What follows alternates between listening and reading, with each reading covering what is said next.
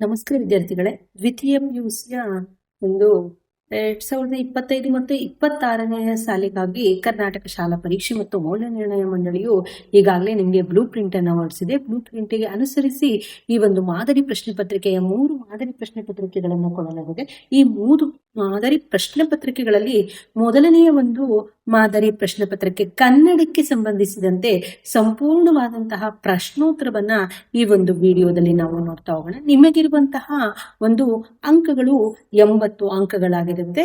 ಇನ್ನು ನಿಮ್ಗೆ ಇರುವಂತಹ ಸಮಯ 3 ಗಂಟೆಗಳು. ಇನ್ನು ಒಟ್ಟು ಪ್ರಶ್ನೆಗಳ ಸಂಖ್ಯೆ 52 ಆಗಿರುತ್ತೆ. ನೋಡಿ, ಸೂಚನೆಯನ್ನ ಕೊಟ್ಟಿದ್ದಾರೆ. ಆ ವಿಭಾಗದಲ್ಲಿನ ಪ್ರಶ್ನೆಗಳಿಗೆ ಪ್ರಥಮವಾಗಿ ಬರೆದ ಉತ್ತರಗಳನ್ನ ಮಾತ್ರವೇ ಮೌಲ್ಯಮಾಪನದಲ್ಲಿ ಪರಿಗಣಿಸಲಾಗುವುದು ಅನ್ನುವಂಥದ್ದನ್ನ ಇವುಗಳನ್ನ ಗಮನಿಸ್ಬಿಟ್ಟು ನೀವು ಪ್ರಶ್ನೆಯನ್ನ ಓದ್ಬಿಟ್ಟು ಉತ್ತರವನ್ನ ಬರೀಲಿಕ್ಕೆ ಪ್ರಯತ್ನಿಸ್ಬೇಕು. ಬಹು ಆಯ್ಕೆಯ ಪ್ರಶ್ನೆಗಳನ್ನ ಬರೀಬೇಕಾದ್ರೆ ಎಚ್ಚರಿಕೆಯಿಂದ ನೀವು ಬರೀಬೇಕಾಗುತ್ತೆ. ಒಂದನ್ನ ನಿಮ್ಗೆ ಯಾವುದು ಕರೆಕ್ಟ್ ಅಂತ ಅನ್ಸುತ್ತಲ್ಲ ಅದನ್ನ ಮಾತ್ರ ನೀವು ಬರೀಬೇಕು. ಹಾಗೆ ಇದರ ಒಂದು ಪ್ರಶ್ನೆ ಪತ್ರಿಕೆಯ ಸಂಪೂರ್ಣವಾದ ಒಂದು ಉತ್ತರವನ್ನ ಈ ಒಂದು ವಿಡಿಯೋದಲ್ಲಿ ನೋಡ್ತಾ ಹೋಗೋಣ. ಮುಂದಿನ ಒಂದು ಅವಧಿಗಳಲ್ಲಿ ನಿಮ್ಗೆ ಇನ್ನು 2 ಪ್ರಶ್ನೆ ಪತ್ರಿಕೆಗಳ ಮಾದರಿಯಾಗಿ ಬ್ಲೂ ಪ್ರಿಂಟ್ಗೆ ಸಂಬಂಧಿಸಿದಂತೆ ಇಂಪಾರ್ಟೆಂಟ್ ಆಗಿರುವಂತಹ ಪ್ರಶ್ನೋತ್ತರಗಳನ್ನ ಕೂಡ ಕೊಡ್ತೇನೆ. ನೀವು ನಮ್ಮ ಒಂದು ಚಾನಲ್ ಪ್ಲೇ ಲಿಸ್ಟ್ಗೆ ಹೋಗ್ಬಿಟ್ಟು ನೀವು ಅದರಲ್ಲಿ ಚೆಕ್ ಮಾಡಬಹುದು. ಅಂದ್ರೆ ಅದನ್ನ ನೀವು ರೆಫರ್ ಮಾಡಿದ್ರೆ ನೀವು ಪರೀಕ್ಷೆಯಲ್ಲಿ ಸುಲಭವಾಗಿ ಅಂಕಗಳನ್ನ ಪಡಿಬಹುದು ಅನ್ನುವಂಥದ್ದು ನನ್ನ ಅನಿಸಿಕೆ. ಮೊದಲನೆಯದಾಗಿ ಆ ವಿಭಾಗಕ್ಕೆ ಸಂಬಂಧಿಸಿದಂತೆ ಕೆಳಗಿನ ಪ್ರಶ್ನೆಗಳಲ್ಲಿ ನೀಡಿರುವಂತಹ ಉತ್ತರಗಳಲ್ಲಿ ಸರಿಯಾದದನ್ನ ಆರಿಸಿ ಬರೆಯಿರಿ ಅಂತ ಕೊಟ್ಟಿದ್ದಾರೆ. ನೋಡಿ, ಮೊದಲನೆಯ ಪ್ರಶ್ನೆ, ರಾವಣನಿಗೆ ಯಾರ ಬಗ್ಗೆ ವೈರಾಗ್ಯ ಮೂಡಿತು ಅನ್ನುವಂಥದ್ದು. ಈ ಒಂದು ಪ್ರಶ್ನೆ ಕದಡಿದ ಸಲಿಲಂ ತಿಳಿ ಬಂದದೆ ಅನ್ನುವಂತಹ ಒಂದು ಪದ್ಯಕ್ಕೆ ಸಂಬಂಧಿಸಿದಂತಹ ಒಂದು ಪ್ರಶ್ನೆ ಆಗಿರುತ್ತೆ. ನಿಮ್ಮ ಬ್ಲೂ ಪ್ರಿಂಟ್ ಅನ್ನು ಕೂಡ ನೀವು ಗಮನದಲ್ಲಿ ಇಟ್ಕೊಂಡ್ಬಿಟ್ಟು ಯಾವ್ಯಾವ ಪ್ರಶ್ನೆಯನ್ನ ಯಾವ್ಯಾವ್ದ್ರಲ್ಲಿ ಬಹುವಾಯ್ಕೆ ಪ್ರಶ್ನೆ ಕೊಡಬೇಕು, ಯಾವ್ದ್ರಲ್ಲಿ ಕೊಟ್ಟಿದ್ದಾರೆ ಅವುಗಳನ್ನ ನೀವು ಗಮನಿಸ್ತಾ ಓದ್ಬೇಕಾಗುತ್ತೆ. ನೋಡಿ, ಇಲ್ಲಿರುವಂತಹ ಸರಿಯಾದಂತಹ ಉತ್ತರ ಸೀತೆಯ ಬಗ್ಗೆ ರಾವಣನಿಗೆ ವೈರಾಗ್ಯ ಮೂಡುತ್ತೆ. ಹಾಗೆ ಮುಂದಿನದು, ಗುರು ಹೇಗೆ ವರ್ತಿಸಬಾರ್ದು ಅಂದ್ರೆ ಗುರುವಾದಂತಹವನು ಲಘುವಾಗಿ ವರ್ತಿಸಬಾರ್ದು. ಹಾಗೆಯನ್ನ ಏನಂತ ಉಪೇಕ್ಷಿಸಬಾರ್ದು ಅಂತಂದ್ರೆ ಬಾಲಕನೆಂದು ಯಾವಾಗ್ಲೂ ಕೂಡ ಉಪೇಕ್ಷಿಸಬಾರ್ದು. ಇದು ವಚನಗಳಿಗೆ ಸಂಬಂಧಿಸಿರುವಂತಹದ್ದು. ಇನ್ನು ತನ್ನಿಂದ ಉಪಕಾರ ತೊಡಕಾದರೂ ಇಲ್ಲ, ಭಿನ್ನಾಣದ ಮಾತಿಗೆ ಕೊನೆ ಇಲ್ಲ ಎಂದು ಪುರಂದರದಾಸರು ಹೇಳಿರುವಂತಹ ಮಾತಿನ ಭಾವವೆಂದರೆ ಜಾಲಿಯ ಮರ ಅನ್ನುವಂತಹ ಒಂದು ಪದ್ಯಕ್ಕೆ ಸಂಬಂಧಿಸಿರುವಂತಹದ್ದು. ದುರ್ಜನರು ಉಪಕಾರ ಮಾಡದೆ ಭಿನ್ನಾಣದ ಮಾತುಗಳನ್ನ ಅವ್ರು ಯಾವಾಗಲೂ ಆಡ್ತಾ ಇರ್ತಾರೆ ಅನ್ನುವಂಥದ್ದು. ಯಾವುದಕ್ಕೆ ಸೆಳೆವಿದೆ ಎಂದು ಕವಿ ಹೇಳ್ತಾರೆ ಅಂದ್ರೆ ಜೀವನದ ನದಿಗೆ ಸೆಳೆವೆ ಇದೆ ಅಂತ ಹೇಳ್ಬಿಟ್ಟು ಬೆಳಕು ಚಾವ ಅನ್ನುವಂತಹ ಪದ್ಯದಲ್ಲಿ ಹೇಳ್ತಾರೆ. ಕೊನೆಗೆ ಬಸಲಿಂಗ ಯಾವುದರಿಂದ ಆಗಿದ್ದ. ಇಷ್ಟು ಪದ್ಯಗಳಿಗೆ ಸಂಬಂಧಿಸಿದಂತಹ ವಾಕ್ಯಗಳಾದ್ರೆ ಇಲ್ಲಿ ಬಂದಿರುವಂತಹದ್ದು ಮುಟ್ಟಿಸಿಕೊಂಡವನು ಅನ್ನುವಂತಹ ಗದ್ಯಕ್ಕೆ ಸಂಬಂಧಿಸಿದಂತೆ ಸುಳ್ಳುಗಳಿಂದ ಆತ ಮುಕ್ತನಾಗ್ತಾನೆ. ಇನ್ನು ಒಂದು ರಾಜ್ಯದ ಎಲ್ಲಾ ಸೌಲಭ್ಯಗಳನ್ನ ಬಳಸಿಕೊಂಡು ಬದುಕುವ ಜನ ಅಲ್ಲಿನ ಭಾಷೆಯನ್ನು ಬಳಸುವುದು ಅನಿವಾರ್ಯವಾಗ್ತದೆ ಎಂಬ ಅಮಾನಾಯಕರ ಮಾತಿನ ಆಶಯ ಏನಿರುತ್ತೆ ಅನ್ನುವಂಥದ್ದು. ಹೊರ ರಾಜ್ಯದಿಂದ ಬಂದು ನೆಲೆಸಿದವರು ಇಲ್ಲಿನ ಭಾಷೆಯನ್ನ ಕಲಿಬೇಕು ಅನ್ನುವಂಥದ್ದು. ಇನ್ನು 8ನೆಯ ಪ್ರಶ್ನೆ, ಕೃಷ್ಣೇಗೌಡರ ಆನೆ ಮೊದಲು ಯಾವ ಮಟ್ಟದಲ್ಲಿತ್ತು? ನೋಡಿ, ಇದು ಕೃಷ್ಣೇಗೌಡರ ಆನೆಗೆ ದೀರ್ಘಗದ್ದಕ್ಕೆ ಸಂಬಂಧಿಸಿದಂತಹ ಪ್ರಶ್ನೆ. ಇದು ಗೂಳೂರು ಮಠದಲ್ಲಿ ಇರುತ್ತೆ. ಇನ್ನು ನಾಗರಾಜ ಕೋವಿ ಹಿಡಿದು ಎಲ್ಲಿ ಕುಳಿತಿರ್ತಾನೆ ಅಂದರೆ ಶಿಕಾರಿಗಂಡಿಯಲ್ಲಿ ಕುಳಿತಿದ್ದ. ನೋಡಿ, ಇದ್ದದ್ದನ್ನ ನಡೆಸ್ಕೊಂಡು ಹೋಗೋದೇ ಕಷ್ಟ ಆಗಿದೆ. ಜನಗಳ ವಿಶ್ವಾಸನೂ ಉಳಿಸ್ಕೊಂಡು ಕುರ್ಚಿನೂ ಉಳಿಸ್ಕೊಂಡು ಟರ್ಮ್ ಮುಗಿಸಿದ್ರೆ ಸಾಕಾಗಿದೆ ನನಗೆ ಎಂಬ ಖಾನ್ ಸಾಹೇಬ್ರ ಮಾತಿನ ಮರ್ಮವೆಂದರೆ ಅಧಿಕಾರ ಉಳಿದ್ರೆ ಸಾಕು ಅನ್ನುವಂಥದ್ದು ಅವರ ಒಂದು ಮಾತಿನ ಅರ್ಥವನ್ನ ಒಳಗೊಂಡಿತ್ತು. ಇನ್ನು ಮುಂದಿನದು, ಬಿಟ್ಟ ಸ್ಥಳಗಳಿಗೆ ಆವರಣದಲ್ಲಿ ಕೊಟ್ಟಿರುವಂತಹ ಉತ್ತರಗಳಲ್ಲಿ ಸೂಕ್ತವಾದದನ್ನು ಆರಿಸಿ ಬರೆಯಿರಿ ಅಂತ ಕೇಳಿದರೆ ಇದು ಕೂಡ ಅಷ್ಟೇ ನಿಮ್ಗೆ 5 ಅಂಕಗಳಿಗೆ ಒಳಗೊಂಡಿರುತ್ತೆ. ನಿಮ್ಗೆ ಆಪ್ಷನ್ ಅನ್ನ ಕೊಟ್ಟಿರ್ತಾರೆ, ಇಲ್ಲಿ ಉತ್ತರಗಳನ್ನ ಇಲ್ಲಿ ಕೊಟ್ಟಿದ್ದಾರೆ, ಅವುಗಳಲ್ಲಿ ಸರಿಯಾದದನ್ನ ಆರಿಸ್ಬಿಟ್ಟು ನೀವು ಉತ್ತರವನ್ನ ಬಿಟ್ಟ ಸ್ಥಳಗಳಲ್ಲಿ ತುಂಬಬೇಕಾಗುತ್ತೆ. ದುರಾಸೆ ಹುಡುಗನನ್ನ ನಿರಾಕರಿಸಿದಂತಹ ಅವರು ಯಾರು ಅಂದ್ರೆ ಅದು ನಿಶಾ ಶರ್ಮಾ. ಧಣಿಗಳು ಒಳೆಯ ಹೂಳೆತ್ತಲು ಸೂಚಿಸಿದ್ದು ಯಾರಿಗೆ ಅಂದ್ರೆ ಅದು ಉದುಪನಿಗೆ. ಅವರು ಕಲಾಂ ಅವರನ್ನು ಶಾಲೆಗೆ ಕಳುಹಿಸುವಂತೆ ಪ್ರೇರೇಪಿಸಿದಂತವರು ಶಿವಸುಬ್ರಹ್ಮಣ್ಯ ಅಯ್ಯರ್ ಅವರು. ಶೇಷನು ರಾಮಾಯಣದ ಕಥೆಯನ್ನ ಡ್ಯಾಶನಿಗೆ ಹೇಳ್ತಾನೆ ಅಂದ್ರೆ ವಾತ್ಸಾಯನ್ಗೆ ಹೇಳ್ತಾನೆ. ಡ್ಯಾಶ್ ಬಾಯಿ ಚಪಲ ಜಾಸ್ತಿ ಇರ್ತದೆ ಅಂದ್ರೆ ಪೆನ್ಷನ್ದಾರರಿಗೆ ಬಾಯಿ ಚಪಲ ಅನ್ನುವಂಥದ್ದು ಜಾಸ್ತಿ ಇರುತ್ತೆ. ಮುಂದಿನ ಒಂದು ಮೇನು ಹೊಂದಿಸಿ ಬರೆಯಿರಿ ಅನ್ನುವಂಥದ್ದು. ಇದು ಕೂಡ ಅಷ್ಟೇ 5 ಅಂಕಗಳಿಗೆ ಇರುತ್ತೆ. 5 ಹೊಂದಿಸಿ ಬರೆಯಿರಿ ಬರೆದ್ರೆ ನಿಮಗೆ 5 ಅಂಕಗಳು ಇರುತ್ತೆ. ಇನ್ನು ಪುಲಿಗೆರೆ ಸೋಮನಾಥ ಅನ್ನುವಂಥದ್ದು ಸೋಮೇಶ್ವರ ಶತಕ, ಪುರಂದರದಾಸರದ್ದು ಒಂದು ಪುರಂದರ ವಿಠಲ ಅನ್ನುವಂತಹ ಅಂಕಿತನಾಮ. ಇನ್ನು KS ನಿಸಾರಾಮದ ಅವರದು ವ್ಯಕ್ತಿಪರ ಕವನಗಳು ಅನ್ನುವಂತಹ ಒಂದು ಆಕರ ಗ್ರಂಥ. ಇನ್ನು T ಯಲ್ಲಪ್ಪ ಅವರದ್ದನ್ನ ನೋಡೋದಾದ್ರೆ ಚಿಟ್ಟೆ ಮತ್ತು ಜೀವಯಾನ ಅನ್ನುವಂತಹ ಅತಿ ಚಿತ್ತ ಮತ್ತು ಅಂತ ಇದೆಯಲ್ಲ ಅದರ ಒಂದು ಆಕರ ಗ್ರಂಥ ಚಿಟ್ಟೆ ಮತ್ತು ಜೀವಯಾನ. ಇನ್ನು ಸುಕನ್ಯಾ ಮಾರುತಿಯವರು ಒಮ್ಮೆ ನಗುತ್ತೇನೆ ಅನ್ನುವಂತಹ ಒಂದು ಪದ್ಯಕ್ಕೆ ಸಂಬಂಧಿಸಿರುವಂತಹದ್ದು. ಹಾಗೆ ಮುಂದಿನದನ್ನು ನೋಡ್ತಾ ಹೋಗೋಣ. ಆ ವಿಭಾಗಕ್ಕೆ ಸಂಬಂಧಿಸಿದಂತೆ ನೋಡಿ, ಆ ವಿಭಾಗದಲ್ಲಿ 2 ಅಂಕದ ಪ್ರಶ್ನೋತ್ತರಗಳಿರ್ತವೆ. ಅಲ್ಲಿ ಮೊದಲಿಗೆ ಪದ್ಯ ಭಾಗಕ್ಕೆ ಸಂಬಂಧಿಸಿದಂತೆ ಇರುತ್ತೆ, ಗದ್ಯ ಭಾಗಕ್ಕೆ ಸಂಬಂಧಿಸಿದಂತೆ ಇರುತ್ತೆ, ಹಾಗೆ ದೀರ್ಘ ಗದ್ಯಕ್ಕೆ ಸಂಬಂಧಿಸಿದಂತೆ 2 ಅಂಕದ ಪ್ರಶ್ನೋತ್ತರಗಳನ್ನ ಕಾಲಾನುಕ್ರಮದಲ್ಲಿ ಕೊಟ್ಟಿರ್ತಾರೆ. ಅವುಗಳನ್ನ ನೀವು ಸರಿಯಾಗಿ ಉತ್ತರಿಸಬೇಕಾಗುತ್ತೆ. ಇಲ್ಲಿ ಯಾವುದೇ ಆಪ್ಷನ್ ಅನ್ನ ಬಿಟ್ಟಿಲ್ಲ, ನಾವು ಎಲ್ಲವಕ್ಕೂ ಕೂಡ ಉತ್ತರಿಸಿದ್ದೇನೆ. ನೀವು ಗಮನದಲ್ಲಿ ಇರಿಸ್ಕೊಂಡ್ಬಿಟ್ಟು ಎಷ್ಟು ಪ್ರಶ್ನೆಗೆ ಉತ್ತರಿಸಬೇಕೋ ಅಷ್ಟನ್ನ ಮಾತ್ರ ಉತ್ತರಿಸಬೇಕಾಗುತ್ತೆ. ಇಲ್ಲಿ ಯಾವುದಾದರೂ 3 ಪ್ರಶ್ನೆಗಳಿಗೆ 2-3 ವಾಕ್ಯಗಳಲ್ಲಿ ಉತ್ತರಿಸಿ ಅಂತ ಕೊಟ್ಟಿದ್ದಾರೆ. 4 ಕೊಟ್ಟಿದ್ದಾರೆ. ನಾನು 4ಕ್ಕೂ ಕೂಡ ಉತ್ತರಿಸಿದ್ದೇನೆ.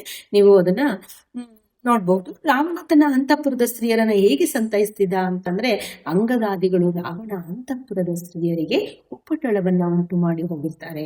ಅಲ್ಲಿಗೆ ಬಂದಂತಹ ರಾವಣ ಅವರೆಲ್ಲರ ಸ್ಥಿತಿಯನ್ನ ಕಂಡು ಉಪ್ಪು ಗಂಟಿಕ್ಕುವ ಮಾತ್ರದಿಂದಲೇ ಅವರೆಲ್ಲರನ್ನು ಕೂಡ ಸೆಡೆ ತಂದ್ಬಿಟ್ಟು ನಿಮ್ಮ ಮುಂದೆ ಪರಿಭವಿಸಿವೆ ಅಂತ ಹೇಳ್ಬಿಟ್ಟು ಆ ಒಂದು ರಾವಣ ಅಂತಃಪುರದಲ್ಲಿ ನಿಂತಹ ಸ್ತ್ರೀಯರನ್ನ ಸಂತೈಸ್ತಾನೆ.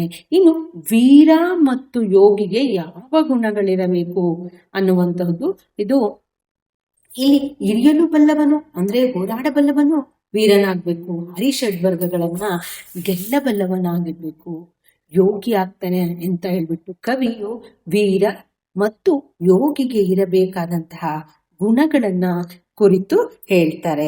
ಹಾಗೆ ಮುಂದಿನದು ಹುಸಿನಿದ್ದೆ ಸಾಕು ಎದ್ದೇಳಿ ಎಂದು ಕವಿ ಬೇಂದ್ರೆ ಮಕ್ಕಳಿಗೆ ಹೇಳಲು ಕಾರಣವೇನು? ಬೆಳಗು ಜಾವ ಅನ್ನುವಂತಹ ಒಂದು ಪದ್ಯಕ್ಕೆ ಸಂಬಂಧಿಸಿರುವಂತಹದ್ದು. ಹುಸಿನಿದ್ದೆಯಿಂದ ಎಂಬುದು ಸೋಮಾರಿಗಳ ಒಂದು ಲಕ್ಷಣ. ಹುಸಿನಿದ್ದೆ ಅನ್ನುವಂಥದ್ದು ಒಂದು ಸೋಮಾರಿಗಳ ಲಕ್ಷಣ. ಬೆಳಗು ಜಾವದ ಸವಿಯನ್ನ ಸವಿಬೇಕು ಅಂತಂದ್ರೆ ಬೇಗ ಹೇಳ್ಬೇಕು. ಅಂತೆಯೇ ಬಾಳಿನಲ್ಲಿ ಹೆಚ್ಚು ಹೆಚ್ಚು ಕಾರ್ಯಶೀಲರಾಗಿ ತುಂಬಿದಂತಹ ಜೀವನ ನಡೆಸಲು ಬೇಗ ಎಚ್ಚರಗೊಂಡಿ ಅಂತ ಹೇಳ್ಬಿಟ್ಟು ಕವಿ ಮಕ್ಕಳಿಗೆ ಹೇಳ್ತಾರೆ. ಇನ್ನು ಶಿಲುಬೆಗೆ ಏರಿಸಿದವರ ಗುಣಗಳು ಇಂದು ಯಾವ ವೇಷವನ್ನ ತಾಳಿವೆ ಅನ್ನುವಂತಹದ್ದು. ಶಿಲುಬೆಗೆ ಏರಿಸಿದವನು ಅಂತ ಒಂದು ಪದ್ಯಕ್ಕೆ ಸಂಬಂಧಿಸಿರುವಂತಹದ್ದು. ಶಿಲುಬೆಗೆ ಏರಿಸಿದವರ ಗುಣಗಳು ಇಂದಿಗೂ ಕೂಡ ವೇಷ ಮರೆಸ್ಕೊಂಡಿವೆ. ಅವರ ಕೇಡುಗಳಿಂದ ರೈಫನ್ನು, ಟ್ಯಾಂಕು, ಬಾಂಬು ಮತ್ತು ರೇಡ್ಗಳ ರೂಪವನ್ನು ತಳೆದಿದೆ ಅಂತ ಹೇಳಿದ್ದಾರೆ. ಮುಂದಿನದು ಗದ್ಯಗಳಿಗೆ ಸಂಬಂಧಿಸಿದಂತೆ 2 ಅಂಕದ ಪ್ರಶ್ನೆಗಳು. ಕೇವಲ 2ಕ್ಕೆ ಮಾತ್ರ ಉತ್ತರಿಸಿ ಅಂತ ಕೊಟ್ಟಿದ್ದಾರೆ. ಇಲ್ಲಿಯೂ ಕೂಡ ಅಷ್ಟೇ 4 ಪ್ರಶ್ನೆಗಳನ್ನ ಕೊಟ್ಟಿದ್ದಾರೆ. ನೀವು ಯಾವ್ದಾದ್ರು 2ಕ್ಕೆ ಮಾತ್ರ ಉತ್ತರಿಸಬೇಕಾಗುತ್ತೆ. ಡಾಕ್ಟರ್ ಚಂದ್ರಪ್ಪ ಬಸಲಿಂಗನಿಗೆ ಡಾಕ್ಟರ್ ತಿಮ್ಮಪ್ಪನವರ ಬಗ್ಗೆ ನೀಡಿದ ಅಭಿಪ್ರಾಯವೇನು? ಇದು ಮುಟ್ಟಿಸಿಕೊಂಡವನು ಅನ್ನುವಂತಹ ಒಂದು ಗದ್ಯಕ್ಕೆ ಸಂಬಂಧಿಸಿರುವಂತಹದ್ದು. ನಮ್ಮ ವೈದ್ಯ ಲೋಕವಲ್ಲ ಅತ್ಯಂತ ಪ್ರಾಮಾಣಿಕ ಪ್ರತಿಭಾವಂತ ಡಾಕ್ಟರ್ ತಿಮ್ಮಪ್ಪ ಅವರಿಂದ ಆಗದ ಕೆಲಸ ನನ್ನಂತವರಿಂದ ಸಾಧ್ಯ ಇಲ್ಲ ಎಂಬುದು ಡಾಕ್ಟರ್ ಚಂದ್ರಪ್ಪ ಬಸಲಿಂಗನಿಗೆ ಡಾಕ್ಟರ್ ತಿಮ್ಮಪ್ಪನಿಗೆ ಬಗ್ಗೆ ಕೊಟ್ಟಂತಹ ಒಂದು ಅಭಿಪ್ರಾಯವಾಗಿತ್ತು. ಇನ್ನು ದ್ವಿಭಾಷಾ ಸೂತ್ರದ ಬಳಕೆ ಹೇಗಿರ್ಬೇಕು ಅಂದ್ರೆ ಎಲ್ಲಾ ಸೂಚನೆಗಳು, ಎಲ್ಲಾ ನಮೂನೆ ಅಂದ್ರೆ ಫಾರಂಗಳು, ಎಲ್ಲಾ ಬರವಣಿಗೆ ವ್ಯವಹಾರಗಳು ಕ್ರಮವಾಗಿ ಪ್ರಾದೇಶಿಕ ಭಾಷೆ ಹಿಂದಿ ಮತ್ತು ಇಂಗ್ಲಿಷ್ಗಳಲ್ಲಿರಬೇಕು. ತ್ರಿಭಾಷಾ ಸೂತ್ರದ ಬಳಕೆ ಹೀಗಿರ್ಬೇಕು ಅಂತ ಹೇಳ್ಬಿಟ್ಟು ಲೇಖಕರು ಹೇಳ್ತಾರೆ. ಇನ್ನು ಕಲಾಂ ಮೇಷ್ಟ್ರು ಹೇಳಿದ ಯಶಸ್ಸಿನ ಪಂಚಾಕ್ಷರಿ ಮಂತ್ರ ಯಾವುದು ಅಂತಂದ್ರೆ, ಕಲಾಂ ಅವರು ಹೇಳುವಂತಹ ಯಶಸ್ಸಿನ ಪಂಚಾಕ್ಷರಿ ಮಂತ್ರ ಅಂದ್ರೆ ಕುತೂಹಲ, ಆಲೋಚನಾ ಶಕ್ತಿ, ಜ್ಞಾನ ಅಂದ್ರೆ ತಿಳುವಳಿಕೆ, ಕಷ್ಟಪಟ್ಟು ಕೆಲಸ ಮಾಡುವಂಥದ್ದು ಮತ್ತು ಗುರಿ ಸಾಧಿಸುವಂತಹ ಒಂದು ಛಲ ಇರಬೇಕು ಅಂತ ಹೇಳ್ತಾರೆ. ಹಾಗೆ ಮುಂದಿನದು 24ನೇ ಪ್ರಶ್ನೆ, ಹಳ್ಳಿಯ ಚಹಾ ಹೋಟೆಲು ಅನ್ನುವಂತಹ ಒಂದು ಗದ್ಯಕ್ಕೆ ಸಂಬಂಧಿಸಿರುವಂತಹದ್ದು. ಅದು ಚಹಾ ಅಂಗಡಿ ಅಂದ್ರೆ ಹೇಗಿರ್ಬೇಕು ಅಂತಂದ್ರೆ, ಹಳ್ಳಿಯ ಚಹಾದ ಅಂಗಡಿ ಅಂದ್ರೆ ಇಳಿಕಲ್ ಸೀರೆ ಉಟ್ಟು ಗುಳೆ ಗುಡ್ಡದ ಕುಬ್ಸು ತುಟ್ಟ ಹೆಣ್ಣಿನಂತೆ ನೋಡಲು ಅಂದವಾಗಿರದಿದ್ರು ಕೂಡ ಸ್ವರ್ಗ ಸುಖ ಕೊಡಬಲ್ಲದು. ಅಲ್ಲಿ 3 ಬೆಂಚು 3 ಕಾಲಿನ ಕುರ್ಚಿ ಮಾತ್ರವೇ ಇರುವುದು. ಅಲ್ಲಿ ಮಿನಿ ಪಾರ್ಲಿಮೆಂಟಿನ ವಾರ್ತಾ ಇಲಾಖೆಯ ವಾತಾವರಣ, ಬಾಯಿ ಚಪಲ ತೀರಿಸಿಕೊಳ್ಳುವಂತಹ ಒಂದು ಕೇಂದ್ರ ಆ ಒಂದು ಹಳ್ಳಿಯ ಚಹಾದ ಅಂಗಡಿ ಆಗಿರ್ತಾ ಇತ್ತು. ಇನ್ನು ಮುಂದಿನದು ದೀರ್ಘಗದ್ಯಗಳಿಗೆ ಸಂಬಂಧಿಸಿರುವಂತಹ ಪ್ರಶ್ನೆಯನ್ನ ಕೊಟ್ಟಿದ್ದಾರೆ. ಇದು 3 ಅಂಕದ ಪ್ರಶ್ನೆಯಾಗಿರುತ್ತೆ. 3 ಪ್ರಶ್ನೆಗಳಿಗೆ ಮಾತ್ರ ಉತ್ತರಿಸಬೇಕು. ಇಲ್ಲಿಯೂ ಕೂಡ ಅಷ್ಟೇ 4 ಪ್ರಶ್ನೆಗಳನ್ನ ಕೊಟ್ಟಿದ್ದಾರೆ. 25ನೇ ಪ್ರಶ್ನೆ, ಆನೆ ಸಾಕುವುದರ ಬಗ್ಗೆ ಜನರ ನಂಬಿಕೆ ಏನಾಗಿತ್ತು ಅಂದ್ರೆ, ಆನೆ ಸಾಕೋದು ಅಂದ್ರೆ ಎಲೆಕ್ಷನ್ಗೆ ನಿಂತ ಹಾಗೆ ಮನೆ ಮಠ ಸಂಪೂರ್ಣ ಹಾಳು ಹೆಂಡತಿ ಮಕ್ಕಳ ಬಾಯಿಗೆ ಮಣ್ಣು ಹಾಕುವಂತಹ ಕ್ಷಿಪ್ರವಾದಂತಹ ಮಾರ್ಗ ಇದೆ ಎಂದು ಜನರು ಎಲ್ಲರೂ ಕೂಡ ದೃಢವಾಗಿ ನಂಬಿಟ್ಟಿದ್ರು. ಜಬ್ಬಾರ್ ನಿರೂಪಕರಿಗೆ ಅಂಚೆ ವಿಲೇವಾರಿ ಬಗ್ಗೆ ಅಸಡ್ಡೆಯಿಂದ ಏನು ಹೇಳ್ತಾರೆ ಅಂದ್ರೆ, ನಿರೂಪಕರು ಜಬ್ಬಾರ್ನ ಅಂಚೆ ವಿಲೇವಾರಿ ತಡವಾದ ಬಗ್ಗೆ ಆಕ್ಷೇಪಿಸಿದರೆ ಆತ, ಅಯ್ಯೋ ಯಾವ ಮದ್ವೆ ಮನೆಗಾಗ್ದ ಸಾರ್, ನೀವೇನು ಹೋಗೋದಿಲ್ಲ ಏನಿಲ್ಲ, ಅದನ್ನ ಇವತ್ ಕೊಟ್ರು ಒಂದೇ ನಾಳೆ ಕೊಟ್ರು ಒಂದೇ ಅಂತ ಹೇಳ್ಬಿಟ್ಟು ಜಬ್ಬಾರ್ ನಿರೂಪಕರಿಗೆ ಅಂಚೆ ವಿಲೇವಾರಿ ಬಗ್ಗೆ ಅಸಡ್ಡೆಯಿಂದ ಹೇಳ್ತಾ ಇದ್ದ. ಇನ್ನು ಮುಂದಿನ, ಹುಚ್ಚು ನಾಯಿಗಳು ಆಸ್ಪತ್ರೆಯಲ್ಲಿ ಹೇಗೆ ವರ್ತಿಸ್ತವೆ ಅಂತ ಹೇಳ್ಬಿಟ್ಟು ಪುಟ್ಟಯ್ಯ ಹೇಳ್ತಾನಂದ್ರೆ, ಪುಟ್ಟಯ್ಯ ನಿರೂಪಕರಿಗೆ, ಹುಚ್ಚು ನಾಯಿಗಳು ತಲೆ ಕೆಟ್ಟು ಕಂಡದಕ್ಕೆಲ್ಲ ಕಚ್ತವೆ. ಆಸ್ಪತ್ರೆಗೆ ತಗೊಂಡು ಬಂದಿದ್ದನ್ನು ನೋಡಿದನಲ್ಲ, ಮೇಜು ಕುರ್ಚಿ ಕಾಲಿಗೆಲ್ಲ ಕಚ್ತವೆ ಅಂತ ಹೇಳ್ಬಿಟ್ಟು ಪುಟ್ಟಯ್ಯ ಹೇಳ್ತಾನೆ. ಇನ್ನು ಅರಣ್ಯ ಇಲಾಖೆಯವರು ನಾಗರಾಜನನ್ನ ಕುರಿತು ಏನಂತ ಜಾಹೀರಾತು ಮಾಡಿದ್ರು ಅಂತಂದ್ರೆ, ಅರಣ್ಯ ಇಲಾಖೆಯವರು ಪತ್ರಿಕೆಗಳಲ್ಲಿ ನಾಗರಾಜನ ಫೋಟೋ ಕೊಟ್ಟು ಮನೆಯವರು ಮೇಲಾಧಿಕಾರಿಗಳು ಮತ್ತು ಊರಿನ ಜನರೆಲ್ಲ ನಿನಗಾಗಿ ಕಾಯ್ತಾ ಇದ್ದಾರೆ, ನಿನ್ನ ಮೇಲೆ ಯಾವುದೇ ರೀತಿಯ ಅಕ್ರಮ ನೋಟಿಸು ಅಥವಾ ತನಿಖೆ ನಡೆಸೋದಿಲ್ಲ, ಈ ಮನವಿ ನೋಡಿದ ಕೂಡಲೇ ಎಲ್ಲಿದ್ರೂ ಹಿಂದಿರುಗಿ ಬರ್ಬೇಕು ಅಂತ ಹೇಳ್ಬಿಟ್ಟು ಜಾಹೀರಾತನ್ನ ನೀಡ್ತಾರೆ. ಇನ್ನು ಮುಂದಿನ ಒಂದು ಮೇನು ಈ ವಿಭಾಗಕ್ಕೆ ಸಂಬಂಧಿಸಿದ, ಇಲ್ಲಿ ಪದ್ಯಗಳಿಗೆ ಸಂಬಂಧಿಸಿದಂತಹ ಒಂದು ಸಂದರ್ಭವನ್ನು ಸೂಚಿಸಿ ಸ್ವಾರಸ್ಯವನ್ನು ವಿವರಿಸಿ ಅನ್ನುವಂತಹದನ್ನ ಕುರಿತು ಪ್ರಶ್ನೆಯನ್ನ ಕೊಟ್ಟಿರ್ತಾರೆ. ಇಲ್ಲಿ ಕೇವಲ ನೀವು 2ಕ್ಕೆ ಮಾತ್ರ ಉತ್ತರಿಸಬೇಕಾಗುತ್ತೆ. ಇಲ್ಲಿ 3 ಪ್ರಶ್ನೆಗಳನ್ನ ಅಂದ್ರೆ ಸಂದರ್ಭದ 3 ವಾಕ್ಯಗಳನ್ನ ಕೊಟ್ಟಿರ್ತಾರೆ, ಕೇವಲ ನೀವು 2ಕ್ಕೆ ಮಾತ್ರ ಉತ್ತರಿಸಬೇಕು. 2ಕ್ಕೆ ಉತ್ತರಿಸಿದರೆ 6 ಅಂಕಗಳು ಇರುತ್ತೆ. ನೋಡಿ, ಪ್ರಶ್ನೆ 29 ಪದ್ಯಗಳಿಗೆ ಸಂಬಂಧಿಸಿರುವಂತಹದ್ದು. ಇದು ಇನ್ನು ಹುಟ್ಟದೇ ಇರಲಿ ನಾರಿಯರೆನ್ನವರು ಅನ್ನುವಂತಹ ಒಂದು ಪದ್ಯಕ್ಕೆ ಸಂಬಂಧಿಸಿರುವಂತದ್ದು. ಕಲಿಬೀವನೇ ಬಿಡುಕೊಳ್ಳ ಈ ಒಂದು ಆಯ್ಕೆಯನ್ನು ನೋಡೋದಾದ್ರೆ, ಪ್ರಸ್ತುತ ವಾಕ್ಯವನ್ನ ರೂಪಕ ಸಾಮ್ರಾಜ್ಯ ಚಕ್ರವರ್ತಿ ಅಂತಾನೆ ಅನಿಸ್ಕೊಂಡಂತಹ ಕುಮಾರವ್ಯಾಸರ ಕರ್ನಾಟಕ ಕಥಾಮಂಜರಿಯ ಇನ್ನು ಹುಟ್ಟದೇ ಇರಲಿ ನಾರಿಯರೆನ್ನವನು ಅನ್ನುವಂತಹ ಒಂದು ಗದ್ಯ ಭಾಗದಿಂದ ಆರಿಸಲಾಗಿದೆ. ಇನ್ನು ಸಂದರ್ಭವನ್ನ ನೋಡೋದಾದ್ರೆ, ಕೀಚಕನ ಉಪಟಳವನ್ನ ತಪ್ಪಿಸಲು ಯಾರು ಸಮರ್ಥರು ಅಂತ ಹೇಳ್ಬಿಟ್ಟು ದ್ರೌಪದಿ ನಿರ್ಧರಿಸುವಾಗ ತನ್ನನ್ನೇ ಹೇಳ್ಕೊಳ್ತಾರೆ, ನನ್ನ ಪತಿಗಳ 5ರಲ್ಲಿ ಕಲಿಭೀಮನೇ ಈತನೊಬ್ಬನೇ ಪರಾಕ್ರಮಶಾಲಿಯಾದಂತಹ ಗಂಡ ಅಂತ ಹೇಳ್ಬಿಟ್ಟು ದ್ರೌಪದಿ ನಿರ್ಧರಿಸ್ತಾಳೆ. ಈ ಒಂದು ಸ್ವಾರಸ್ಯವನ್ನ ನೋಡೋದಾದ್ರೆ, ದ್ರೌಪದಿ ಭೀಮನಲ್ಲಿರುವಂತಹ ಭರವಸೆ, ಆತ್ಮವಿಶ್ವಾಸ ಹಾಗೂ ಅವನ ವ್ಯಕ್ತಿತ್ವ ಇಲ್ಲಿ ವ್ಯಕ್ತವಾಗಿರುವಂತಹ ನೋಡ್ಬೋದು. ಮುಂದಿನ ಒಂದು ಪ್ರಶ್ನೆ 30ನೇದು, ಬಂಗಾರ ನಿನಗೆ ಸ್ಥಿರವಲ್ಲ ಅನ್ನುವಂಥದ್ದು ಅಪ್ಪಲ್ಲಿಯವರ ರಸಬಳ್ಳಿ ಅನ್ನುವಂತಹ ಒಂದು ಪದ್ಯಕ್ಕೆ ಸಂಬಂಧಿಸಿರುವಂತದ್ದು. ಈ ಮೇಲಿನ ವಾಕ್ಯವನ್ನ ಅಪ್ಪಲ್ಲಿಯವರ ರಸಬಳ್ಳಿ ಎಂಬ ಜನಪದ ತ್ರಿಪದಿ ಸಂಕಲನದಿಂದ ಆಯ್ದುಕೊಳ್ಳಲಾಗಿದೆ. ಸಂದರ್ಭವನ್ನ ನೋಡೋದಾದ್ರೆ, ಶ್ರೀಮಂತಿಕೆ ಬಂದಾಗ ಕೆಲವರಿಗೆ ತುಂಬಾ ಅಹಂಕಾರ ಅಂದ್ರೆ ಜಂಬ ಬರುತ್ತೆ, ಬಡವರನ್ನ ಬೈಯುವುದು, ಜರಿಯುವುದು ಮುಂತಾಗಿ ಕ್ರೂರವಾಗಿ ವರ್ತಿಸ್ತಾರೆ.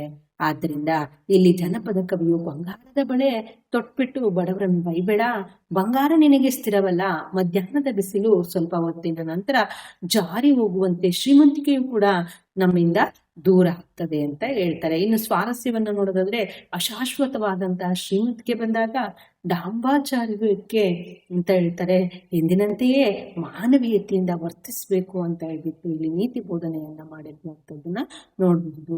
ಇನ್ನೊಂದು ಸೇರ್ಪಡೆ ಆ ನೀಲಾ ಮಾತನಿಗೆ ಅನ್ನುವಂಥದ್ದು ಈ ಒಂದು ಪದ್ಯ. ಒಂದು ಹೂ ಹೆಚ್ಚಿಗಿಡುತ್ತೇನೆ ಅನ್ನುವಂತಹ ಒಂದು ಪದ್ಯಕ್ಕೆ ಸಂಬಂಧಿಸಿರುವಂತಹದ್ದು. ಇಲ್ಲಿ ಈ ಆಯ್ಕೆಯನ್ನು ನೋಡಿದ್ರೆ, ಶ್ರೀಮತಿ ಲಲಿತಾ ಸಿದ್ದಬಸವಯ್ಯ ಅವರ ಒಂದು ಹೂ ಹೆಚ್ಚಿಗೆ ಇಡುತ್ತೇನೆ ಅನ್ನುವಂತಹ ಒಂದು ಕವಿತೆಯ ಕೊನೆಯ ವಾಕ್ಯ ಇದಾಗಿದೆ. ಇದನ್ನು ಕವಯಿತ್ರಿಯು ಅತ್ಯಂತ ವಿಷಾದದಿಂದ ಹೇಳ್ತಾರೆ. ಮುದುಕನಿಗೆ ಕರೆ ಬಂದ ಸಂದರ್ಭದಲ್ಲಿ ಮನೆಯವರೆಲ್ಲರೂ ಕೂಡ ಹೊರಹೋದ್ರೆ ತಾನು ನಿರಾತಂಕವಾಗಿ ಮುದುಕನೊಂದಿಗೆ ಸ್ವಲ್ಪ ಹೊತ್ತು ಮಾತನಾಡಬಹುದು ಅಂತ ಹೇಳ್ಬಿಟ್ಟು ಮುದುಕಿ ಯೋಚಿಸ್ತಾಳೆ. ಅವಳು ಇದುವರೆಗೆ ಸಲ್ಲಿಸಿರುವಂತಹ ಇಂತಹ ಒಂದು ದೊಡ್ಡ ಗಂಟೆ ದೇವರ ಬಳಿ ಇರುವಾಗ ಈಗಿನ ಅವಳ ಪ್ರಾರ್ಥನೆ ಸೇರ್ಪಡೆ ಅಂತ ಹೇಳ್ಬಿಟ್ಟು ಕವಯಿತ್ರಿ ವಿಷಾದದಿಂದ ಹೇಳಿರುವಂತದ್ದನ್ನ ನೋಡ್ಬೋದು. ಸ್ವಾರಸ್ಯ, ಇದೇ ರೀತಿ ಹಲವಾರು ಬಾರಿ ದೇವರನ್ನ ಪ್ರಾರ್ಥಿಸಿರುವಂತಹ ಒಂದು ಸಂದರ್ಭಗಳು ಬಂದಿರುವಂತದ್ದು ಈ ಮೇಲಿನ ವಾಕ್ಯದ ಒಂದು ಸ್ವಾರಸ್ಯ ಆಗಿರುವಂತದ್ದನ್ನ ನೋಡಬಹುದು.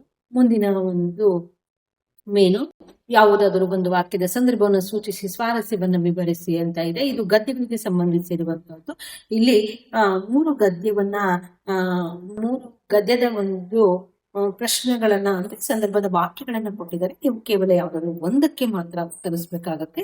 ಈ ಮುಟ್ಟುವಿಕೆ ನಾನು ಊಹಿಸದೇ ಇದ್ದದನ್ನ ಮಾಡಿದೆ ಅಂತ. ಈ ಒಂದು ವಾಕ್ಯವನ್ನ ನವ್ಯ ಸಾಹಿತ್ಯದ ಪ್ರಮುಖ ಲೇಖಕರಲ್ಲೊಬ್ಬರಾದಂತಹ ಪಿ ಲಂಕೇಶ್ ಅವರು ಮುಟ್ಟಿಸಿಕೊಂಡವನ ಎಂಬ ಕಥೆಯಿಂದ ಆರಿಸಿಕೊಳ್ಳಲಾಗಿದೆ. ಇನ್ನು ಸಂದರ್ಭವನ್ನು ನೋಡಿದಾದ್ರೆ ಬಸ್ಲಿಂಗನ ಎಡಗಣ್ಣು ಹೊರಟು ಹೋಗ್ತಿದ್ದಂತೆ ಬಲ್ಲಗಣ್ಣಿನ ನೋವು ಆರಂಭವಾಯಿತು. ಆಗ ಅವನು ಆಸುಪಾಸಿನಲ್ಲಿ ಇದ್ದಂತಹ ಡಾಕ್ಟರ್ನೆಲ್ಲ ಕೊನೆಗೆ ತನ್ನ ಉಡಾಫಿಷರಿಯಲ್ಲಿಯೇ ತಿಮ್ಮಪ್ಪನವರನ್ನ ಕಂಡ. ಅವನಲ್ಲಾಗಿದ್ದಂತಹ ಬದಲಾವಣೆ ಮತ್ತು ಗಂಟಲು ದೊಡ್ಡದಾಗಿರುವುದನ್ನು ಗಮನಿಸಿದ ಅವರು ನೋವಿನಿಂದ, ಬಸ್ಲಿಂಗಪ್ಪ, ನಾನು ನಿನ್ನನ್ನು ಮುಟ್ಟಿದ್ದು ವೈದ್ಯನಾಗಿ, ಆದರೆ ನಿನ್ನಂತ ಮುಕ್ತ ಮನುಷ್ಯನನ್ನು ಈ ಮುಟ್ಟುವಿಕೆ ನಾನು ಊಹಿಸದೇ ಇದ್ದದ್ದನ್ನು ಮಾಡಿದೆ ಅಂತ ಹೇಳ್ತಾರೆ. ಇನ್ನು ಸ್ವಾರಸ್ಯ, ಬಸಲಿಂಗಪ್ಪನ ಕಾಯಿಲೆ ದೇಹದ ಮಟ್ಟದಿಂದ ಮಾನಸಿಕ ಒಂದು ಸ್ತರವನ್ನ ತಲುಪತೊಡಗಿದ್ದನ್ನ ತಿಮ್ಮಪ್ಪನವರ ಗಮನಿಸ್ತಾರೆ. ಹೇಗೆ ಮುಂದಿನದು, ಆ ಅದೃಷ್ಟ ನಿನಗೂ ಇತ್ತು ಅಲ್ಲೇ ಅನ್ನೋ ಶ್ರೀಮತಿ ನೇಮಿಚಂದ್ರ ಅವರ ಆಯ್ಕೆ ಇದೆ ನಮ್ಮ ಕೈಯಲ್ಲಿ ಅನ್ನುವಂತಹ ಒಂದು ಕಥನದಿಂದ ಸ್ವೀಕರಿಸಲಾಗಿದೆ. ಲೇಖಕಿಯು ಈ ಮೇಲಿನ ಮಾತನ್ನ ತನ್ನ ಸಹಪಾಠಿಯಾದಂತಹ ಸೀತಳ ಉದ್ದೇಶಿಸಿ ಹೇಳ್ತಾರೆ. ಸಂದರ್ಭವನ್ನು ನೋಡಿದ್ರೆ ಲೇಖಕಿಯು ಚೆನ್ನಾಗಿ ಓದಿ ಇಂಜಿನಿಯರ್ ಸ್ವಂತ ಮನೆ ಕೊಂಡಿದ್ದನ್ನು ಕಂಡು ಅವರ ಗೆಳತಿ ಸೀತಾ, ನೀನು ಬಿಡೆ ತುಂಬಾ ಅದೃಷ್ಟವಂತೆ ಅಂತ ಹೇಳಿದಾಗ ಅದಕ್ಕೆ ಉತ್ತರಿಸ್ತಾ ಈ ಮೇಲಿನ ಮಾತನ್ನ ಹೇಳ್ತಾರೆ. ಸೀತಾಳಿಗೂ ಓದುವಂತಹ ಅವಕಾಶವಿತ್ತು, ಓದಿಸುವ ತಂದೆ ಇದ್ರು, ಆದರೆ ಓದಿನಲ್ಲಿ ಆಸಕ್ತಿ ತೋರದೆ ಹೈಸ್ಕೂಲನ್ನು ಮುಗಿಸದೆ ಸಾಮಾನ್ಯ ಗೃಹಿಣಿಯಾಗಿದ್ಲು. ಅದನ್ನು ನೆನಪಿಸ್ತಾ ಲೇಖಕಿಯು ಆ ಅದೃಷ್ಟ ನಿಮಗೂ ಇತ್ತಲ್ಲೇ ಅಂತ ಹೇಳ್ಬಿಟ್ಟು ಪ್ರಶ್ನಿಸ್ತಾರೆ. ಇನ್ನು ಸ್ವಾರಸ್ಯ, ವಿದ್ಯಾವಂತರ ಕುಟುಂಬದಲ್ಲಿ ಹುಟ್ಟಿದ್ದು ಓದದ ಸೀತಾಳದು ನಿಜಕ್ಕೂ ದುರದೃಷ್ಟಕರವಾದಂತಹ ಬದುಕು. ಹೆಣ್ಣು ಮಕ್ಕಳು ಚೆನ್ನಾಗಿ ಓದಿ ಬದುಕನ್ನು ಚೆನ್ನಾಗಿ ನಿರ್ಮಿಸಿಕೊಳ್ಳುವಂಥದ್ದು ಮುಖ್ಯ ಎಂಬುದು ಈ ಒಂದು ವಾಕ್ಯದ ಅರ್ಥವಾಗಿರುವಂತದ್ದನ್ನ ನೋಡ್ಬೋದು. ಮುಂದಿನದು, ಕಬ್ಬಮಂ ಕಂಡಲ್ತೆ ಕಚ್ಚಳಿಯ ನಿತ್ತರ ಅನ್ನುವಂಥದ್ದು. ಈ ಒಂದು ವಾಕ್ಯವನ್ನ ಮುದ್ದಣ್ಣನ ತಿರುಳುಗಣ್ಣದ ಬೆಳ್ನುಡಿ ಎನ್ನುವಂತಹ ಒಂದು ಗದ್ಯ ಭಾಗದ ಈ ಮೇಲಿನ ವಾಕ್ಯವನ್ನ ಮನೋರಮೆಯು ಮುದ್ದಣ್ಣನಿಗೆ ಹೇಳಿರುವಂತದ್ದನ್ನ ನೋಡ್ಬೋದು. ಇಂದು ಸಂದರ್ಭವನ್ನ ನೋಡೋದಾದ್ರೆ, ಕತೆ ಹೇಳಿದ್ದಕ್ಕೆ ಬಳುವಳಿಯಾಗಿ ಏನು ಇವೆ ಅಂತ ಮುದ್ದಣ್ಣ ಮನೋರಮೆಯನ್ನ ಕೇಳಿದಾಗ ಅವಳು ಕತೆ ಕೇಳಿಯಾದ ಮೇಲಷ್ಟೇ ಹುಡುಗರಿಯ ವಿಷಯ ನಿರ್ಧಾರವಾಗುವುದು ಹೇಳಿ ಅರಮನೆಯವರು ನಿನ್ನ ಕಾವ್ಯವನ್ನು ಕೇಳಿಸಿಕೊಂಡಾದ ಮೇಲೆ ಕೈಗಡಗವನ್ನ ಕೊಟ್ಟನೆಂದು ನೆನಪಿಸಿ ತನ್ನ ಮಾತನ್ನ ಸಮರ್ಥಿಸಿಕೊಂಡಿರುವಂತಹದ್ದು ಸಂದರ್ಭವಿದಾಗಿದೆ. ಮನೋರಮೆಯ ಜಾಣ್ಮೆ ಇಲ್ಲಿ ಅನಾವರಣಗೊಂಡಿದೆ. ಇನ್ನು ಸ್ವಾರಸ್ಯವನ್ನು ನೋಡಿದ್ರೆ, ಮುದ್ದಣ್ಣ ಕತೆ ಹೇಳುವೆನು, ಆದರೆ ಅರಮನೆಯಲ್ಲಿ ಕಥೆಯನ್ನು ಹೇಳಿದರೆ ರತ್ನದ ಹಾರವನ್ನು ಕೈಗಡವನ್ನು ಬಹುಮಾನವಾಗಿ ನೀಡುವರು, ಆದ್ರೆ ನೀನೇನು ಕೊಡುವೆ ಅಂತ ಕೇಳಿದಾಗ ಮನೋರಮೆ ಕಥೆಯನ್ನ ಹೇಳಿದ ನಂತರವಷ್ಟೇ ಬಹುಮಾನ ದೊರಕುವುದು ಅನ್ನುವ ಜಾಣ್ಮೆಯಿಂದ ಹೇಳಿರುವಂತದ್ದು ಇಲ್ಲಿಯ ಒಂದು ಸ್ವಾರಸ್ಯವಾಗಿರುವಂತದ್ದನ್ನ ನೋಡಬಹುದಾಗಿದೆ. ಇನ್ನು ಮುಂದಿನ ಒಂದು ಮೇಲು, ಯಾವುದಾದ್ರೂ ಒಂದು ವಾಕ್ಯದ ಸಂದರ್ಭವನ್ನು ಸೂಚಿಸಿ ಸ್ವಾರಸ್ಯವನ್ನ ವಿವರಿಸಿ ಅಂತ ಇದೆ. ಇದು ದೀರ್ಘ ಗದ್ಯಕ್ಕೆ ಸಂಬಂಧಿಸಿರುವಂತಹ ಒಂದು ಸಂದರ್ಭದ ವಾಕ್ಯಗಳು. ಡ್ರೈವರ್ ಅನ್ನ ಎತ್ತಾಗಿ ಹೋದ, ಇಲ್ಲೇ ಇದ್ನಲ್ಲ. ಈ ಒಂದು ಪ್ರಸ್ತುತ ವಾಕ್ಯವನ್ನ ಕನ್ನಡದ ಅಗ್ರಗಣ್ಯ ಗಣ್ಯ ಲೇಖಕ ಶ್ರೀಯುತ ಕೆ.ಪಿ. ಪೂರ್ಣಚಂದ್ರ ತೇಜಸ್ವಿ ಅವರ ತಿರುಗೂರಿನ ಕೈಯಾಳಿಗಳು ಒಂದು ಕಥಾ ಸಂಕಲನದ ಕೃಷ್ಣೇಗೌಡನ ಆನೆ ಎಂಬ ನೀಗತೆಯಿಂದ ಆಯ್ದುಕೊಳ್ಳಲಾಗಿದೆ. ಇನ್ನು ಸಂದರ್ಭವನ್ನು ನೋಡಿದರೆ, ಶಿವೇಗೌಡನ ಸಾಲಿನಲ್ಲಿ ಕಳ್ಳನಾಟ ಎಣಿಸಲು ರಾತ್ರೋರಾತ್ರಿ ಆನೆ ಕರೆದುಕೊಂಡು ಹೋದ್ರು. ಆನೆ ಮಾವುತ ಇಬ್ರು ಸೇರಿ ಶರಾಬ್ ಕುಡಿದು ಬಿಗಿಯಾಗಿ ಬಿಟ್ಟಿದ್ರು. ಲಾರಿಗೂ ನಾಟಗಳಿಗೂ ಬಿಗಿದು ಕಟ್ಟಿದ್ದಂತಹ ಹಗ್ಗದ ದಿಮ್ಮಿಗಳನ್ನು ಉರುಳಿಸಲು ವೇಲಾಯುಧ ಬಿಚ್ಚದೆ ಆನೆಗೆ ಹೇಳಿಬಿಟ್ಟ. ಲಾರಿ ಮೆಲ್ಲಗೆ ವಾಲುತ್ತಾ ಒಂದ್ ಕಡೆ ಉರುಳಿ ಕ್ಯಾಬಿನಿನಲ್ಲಿದ್ದ ಜಾಕ್ ತಲೆ ಮೇಲೆ ಬಿದ್ದು ಡ್ರೈವರ್ ಧಾಮಕ್ಕೆ ಹೋದ. ಓಡಿ ಬಂದ ಕ್ಲೀನರ್ ಹಗ್ಗ ಬಿಚ್ಚುವ ಬದಲು ಯಾರನ್ನೋ ಹುಡುಕ್ತಾ ಮೇಲಿನಂತೆ ಗೊಣುತ್ತಾ ಇದ್ದ. ಇನ್ನು ಸ್ವಾರಸ್ಯ, ನರೆಯ ಋತುವಿನಲ್ಲಿ ಚಹಾ ಕುಡಿದು ಬರಲು ಹೋಗಿದ್ದ ಕ್ಲೀನರ್ಗೆ ಡ್ರೈವರನ್ನ ಸತ್ಯಬಹುದು ಅಂತ ಸಂಶಯದ ವಾಸನೆ ಹೊಡೆಯಿತು. ಏನು, ಮುನ್ಸಿಪಲ್ ಪ್ರೆಸಿಡೆಂಟ್ ಆಗಿ ಊರನ್ನು ಸ್ವಚ್ಛವಾಗಿ ಕರ್ತವ್ಯ ಅನ್ನುವಂಥದ್ದು ಈ ಒಂದು ವಾಕ್ಯಪದವನ್ನ ಕೆ.ಪಿ. ಪೂರ್ಣಚಂದ್ರ ತೇಜಸ್ವಿ ಅವರ ಕಿರಿಗೂಡಿನ ಕೃಷ್ಣೇಗೌಡನ ಆನೆ ಎಂಬ ನೇಮಕತೆಯಿಂದ ಆಯ್ದುಕೊಳ್ಳಲಾಗಿದೆ. ಇನ್ನು ಸಂದರ್ಭವನ್ನು ನೋಡಿದ್ರೆ, ಲೇಖಕರ ಎಲ್ಲಾ ಪ್ರಶ್ನೆ ತಕರಾರುಗಳಿಗೂ ಕೂಡ ಮುನ್ಸಿಪಲ್ ಪ್ರೆಸಿಡೆಂಟ್ ಸಾಹೇಬರಲ್ಲಿ ರೆಡಿಮೇಡ್ ಉತ್ತರ ಸಿದ್ಧವಾಗಿದ್ದು ಆದರೂ ಲೇಖಕರು ಖಾನ್ ಸಾಹೇಬ್ರೆ, ನೀವು ಸಣ್ಣ ಪುಟ್ಟ ವಿಷಯ ಎಲ್ಲ ತಗೊಂಡು ಬಂದು ಕೈ ಗಂಟಾಕಿ ಸುಮ್ಮನೆ ಕಾಂಪ್ಲಿಕೇಟ್ ಮಾಡ್ತಾ ಇದ್ದೀರಾ. ಮುನ್ಸಿಪಲ್ ಪ್ರೆಸಿಡೆಂಟ್ ಆಗಿ ಊರನ್ನು ಸ್ವಚ್ಛವಾಗಿಡೋದು ನಿಮ್ಮ ಕರ್ತವ್ಯ. ಅದು ಬಿಟ್ಟು ಅದರಿಂದ ಬರುವ ರೋಗಗಳಿಗೆ ಉಚಿತ ಔಷಧಿ ಹಂಚ್ತೀವಿ ಅಂತಿದ್ದೀರಿ ಅಂತ ಹೇಳ್ಬಿಟ್ಟು ಕೇಳ್ತಾರೆ. ಸ್ವಾರಸ್ಯ, ಲೇಖಕರು ಕರ್ತವ್ಯವನ್ನು ಎಚ್ಚರಿಸಲು ಬಂದರೆ ಪ್ರೆಸಿಡೆಂಟರು ಸರ್ಕಾರಿ ವ್ಯವಹಾರದ ರೀತಿ ನಿರ್ಭಾವದಲ್ಲಿ ಮಾತಾಡಿರುವಂತಹದ್ದನ್ನು ನೋಡಬಹುದು. ಇನ್ನು ಮುಂದಿನ ಏನು ಈ ವಿಭಾಗಕ್ಕೆ ಸಂಬಂಧಿಸಿರುವಂತಹದ್ದು ಪ್ರಮದವನದಲ್ಲಿ ರಾವಣ ಸೀತೆಯರ ನಡುವೆ ನಡೆದಂತಹ ಸಂಭಾಷಣೆಯನ್ನು ವಿವರಿಸಿ. ಇದು ಪದ್ಯಗಳಿಗೆ ಸಂಬಂಧಿಸಿದಂತಹ ಒಂದು 4 ಅಂಕದ ಪ್ರಶ್ನೋತ್ತರಗಳು. ಇದು ಕರಡಿದ ಸಲಿಲಂ ತಿಳಿವಂದದೆ ಅನ್ನುವಂತಹ ಒಂದು ಪದ್ಯಕ್ಕೆ ಸಂಬಂಧಿಸಿರುವಂತಹ. ರಾವಣನು ಶಾಂತಿ ಚಿನ್ನಭವನದಲ್ಲಿ ಪೂಜೆಯನ್ನು ಮುಗಿಸ್ಬಿಟ್ಟು ಬಹುರೂಪಿಣಿ ವಿದ್ಯೆಯ ಸಿದ್ಧಿಯನ್ನ ಪಡೆದುಕೊಂಡು ಸಂತೋಷದ ಒಂದು ಹೃದಯದಿಂದ ಸೀತೆಯು ಇದ್ದಂತಹ ಪ್ರಮದವನಕ್ಕೆ ಬಂದ. ರಾವಣನ ಗಂಡಸುತನದ ಸೊಬಗನ್ನ ಪಕ್ಕದಲ್ಲಿದ್ದಂತಹ ರಾಕ್ಷಸ ಸ್ತ್ರೀಯರು ಸೀತಾದೇವಿಗೆ ತೋರಿಸ್ತಾರೆ. ರಾವಣನನ್ನ ನೋಡಿದಂತಹ ಸೀತೆಗೆ ಅವನ ರೂಪ ತೃಣಕ್ಕೆ ಸಮಾನವಾದಂತಾಯ್ತು. ಅಂದ್ರೆ ತೃಣ ಅಂದ್ರೆ ಹುಲ್ಲಿಗೆ ಸಮಾನವಾದಂತೆ ಆಯ್ತು. ರಾಮ ಲಕ್ಷ್ಮಣರ ವಿಷಯದಲ್ಲಿ ಇನ್ನು ಯಾವ ಕೆಟ್ಟ ಸುದ್ದಿಯನ್ನ ಕೇಳ್ತಾನೆಯೋ ಅಂತ ಹೇಳ್ಬಿಟ್ಟು ತಿಳಿದ ಅವಳು ಮನಸ್ಸಿನಲ್ಲಿ ತಲ್ಲಣಗೊಳ್ತಾಳೆ. ಅವಳ ಸಮೀಪಕ್ಕೆ ಬಂದ ರಾವಣನು ಹೀಗೆ ಹೇಳ್ತಾನೆ, ವಿದ್ಯೆ ನನಗೆ ಒಲಿದಿದೆ, ನನಗೆ ಅಸಾಧ್ಯವಾದ ಪ್ರತಿಪಕ್ಷ ಯಾರು. ನಿನ್ನ ನೆಚ್ಚಿನ ರಾಮನ ಹಂಬಲವನ್ನ ಬಿಟ್ಬಿಡು, ನನ್ನ ಜೊತೆಗೂಡಿ ಸಾಮ್ರಾಜ್ಯ ಸುಖವನ್ನ ಅನುಭವಿಸು ಅಂತ ಹೇಳ್ಬಿಟ್ಟು ಸೊಕ್ಕಿನಿಂದ ಅಂತ ಹೇಳ್ತಾನೆ. ಇದರಿಂದ ವ್ಯಾಕುಲಗೊಂಡಂತಹ ಸೀತೆಯು, ರಾವಣ ನನ್ನ ಮೇಲೆ ಕರುಣೆ ಇರುವುದಾದರೆ ಯುದ್ಧದಲ್ಲಿ ಶ್ರೀರಾಮನ ಆಯಸ್ಸು ಮತ್ತು ಪ್ರಾಣ ಇರುವವರೆಗೂ ಕೂಡ ಬರಬೇಡ ಅಂತ ಹೇಳ್ಬಿಟ್ಟು ಭೂಮಿಯ ಮೇಲೆ ಬಿದ್ದು ಮೂರ್ಛಿತಳಾಗ್ತಾನೆ. ಇದನ್ನು ಕಂಡ ರಾವಣನಿಗೆ ಸೀತೆಯ ಮೇಲೆ ಕಾರುಣ್ಯ ರಸ ಉಂಟಾಗಿ ವ್ಯಾಮೋಹ ದೂರಾಗಿ ಅನುಕಂಪವು ಹುಟ್ಟಿ ಸಹಜ ಸ್ವಭಾವದಿಂದ ಕೂಡಿದವನು ರಾವಣ ಆಗ್ತಾನೆ. ಇನ್ನು ಮಂಗಳಲಿಂಗದ ಮಹತ್ವವನ್ನು ಉರುಲಿಂಗ ಪದ್ಯ ಹೇಗೆ ವಿವರಿಸ್ತಾರೆ? ಇದು ಉರುಲಿಂಗ ಪದ್ಯ ಒಂದು ವಚನ. ಉತ್ತರವನ್ನು ನೋಡೋದಾದ್ರೆ, ಮುಟ್ಟಿದ್ದನ್ನ ಚಿನ್ನವಾಗಿಸುವಂತಹ ಪರುಷದ ಮಣಿ ಮನೆಯಲ್ಲಿರುವಂತಹವನು ಮನೆ ಮನೆ ತಿರುಗಿಬಿಟ್ಟು ಬೇಡಬೇಕಾಗಿಲ್ಲ. ನದಿಯೊಳಗೆ ಮುಳುಗಿದ್ದಂತಹವನಿಗೆ ಬಾಯಾರಿಕೆಯಾಗಲು ಅವನು ಕೆರೆಯ ನೀರನ್ನು ಹುಡ್ಕೊಂಡು ಹೋಗೋದಿಲ್ಲ. ಏಕೆಂದ್ರೆ ಹರಿಯುವ ತಿಳಿ ನೀರಿನಲ್ಲಿಯೇ ಇರುವವನು ನಿಂತಿರುವ ಕೆರೆಯ ನೀರನ್ನೇಕೆ ಬಯಸ್ತಾನೆ? ಅಂತೆಯೇ ಮಂಗಳ ಲಿಂಗವನ್ನ ಅಂಗದಲ್ಲಿ ಧರಿಸಿರುವಂತಹವನು ಅನ್ಯ ಲಿಂಗಗಳ ಮೊರೆ ಹೋಗಬೇಕಾದ ಪ್ರಮೇಯವೇ ಇರುವುದಿಲ್ಲ. ಮಂಗಳಕರ ಶಿವನನ್ನ ಅನ್ಯ ಭಕ್ತಿಯಿಂದ ನೆನೆಯುವವನಿಗೆ ಸಕಲವನ್ನು ಶಿವನೇ ನೀಡುವುದರಿಂದ ಅನ್ಯ ಲಿಂಗಗಳ ಅವಶ್ಯಕತೆಯೇ ಬಾರದು ಅಂತ ಹೇಳ್ಬಿಟ್ಟು ಪದ್ಯ ವಿವರಿಸ್ತಾರೆ. ಇನ್ನು ನಗರ ಜೀವನದ ಯಾಂತ್ರಿಕ ವಿವರಗಳು ಮುಂಬೈ ಜಾತಕ ಕವಿತೆಯಲ್ಲಿ ಹೇಗೆ ಚಿತ್ರಿತಗೊಂಡಿವೆ ವಿವರಿಸಿ. ಮುಂಬೈ ಜಾತಕ ಅನ್ನುವಂತಹ ಪದ್ಯಕ್ಕೆ ಸಂಬಂಧಿಸಿರುವಂತದ್ದು. ನಗರ ಜೀವನವು ಹುಟ್ಟಿನಿಂದ ಸಾಯುವವರೆಗೂ ಕೂಡ ಅತಂತ್ರವಾದಂತಹದ್ದು. ಮರುಕು ಹುಟ್ಟಿಸುವಂತಹ ಯಾಂತ್ರಿಕ ಬದುಕಾಗಿದೆ. ಮಗು ಹುಟ್ಟುವುದೇ ಆಸ್ಪತ್ರೆಯಲ್ಲಿ. ಕೃತಕ ಹಾಗೂ ಸತ್ವವಿಲ್ಲದ ಆಹಾರ, ಕಲುಷಿತ ವಾತಾವರಣ, ನಿರಾಳವಾಗಿ ಎಲ್ಲಿಯೂ ಓಡಾಡುವಂತಿಲ್ಲ.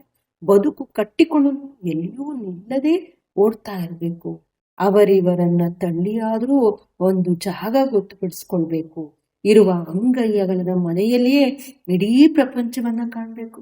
ತಂದೆ ತಾಯಿಗಳು ತಮ್ಮ ಮಕ್ಕಳಲ್ಲಿ ಮಮತೆ ವಾತ್ಸಲ್ಯಗಳನ್ನ ವ್ಯಕ್ತಪಡಿಸಲು ಸಮಯವಿಲ್ಲ. ಅದೇ 4 ಗೋಡೆಗಳ ಕಿಷ್ಕಿಂಧೆಯಂತಹ ಶಾಲೆಗಳಲ್ಲಿ ಕಲಿಯುವುದೇ ವಿದ್ಯೆ. ಜಾಹೀರಾತು, ರೇಡಿಯೋಗಳ ವಿವರಗಳೇ ಜ್ಞಾನದ ರಹದಾರಿಗಳು. ನೀಡುವ ಬದುಕೆಂಬ ಚದುರಂಗದ ಆಟದಲ್ಲಿ ಯಾರದೋ ಕೈಗೊಂಬೆಗಳಾಗಿ ದುಡಿಯುವಂತಹದ್ದು.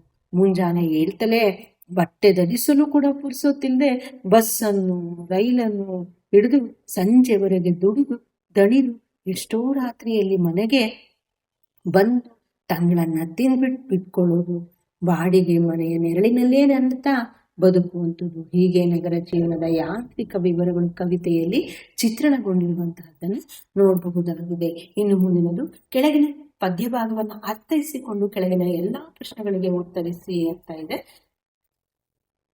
ಮಂದಗೆಳಿಸಿದ ಪಾಪಿ ಕೌರವ ನಂದು ಮುಂದೆನೆ ಬಿಡಿದು ಸೈಂಧವ ಬಂದು ಬಳಿ ಕಾರಣ್ಯವಾಸದೊಳೆನ್ನ ನೆಳೆದೊಯ್ದು ಇಂದು ಕೀಚಕ ನಾಯಕನ ಕಾಲಲ್ಲಿ ನೊಂದೆ ನಾನೀ ಬಾರಿಯ ಬಂದವಂಗವೇ ಸಾಕೆನುತ ಬಸವಳಿದ ನಿಂತು ಮುಖಿ ಅನ್ನುವಂಥದ್ದು.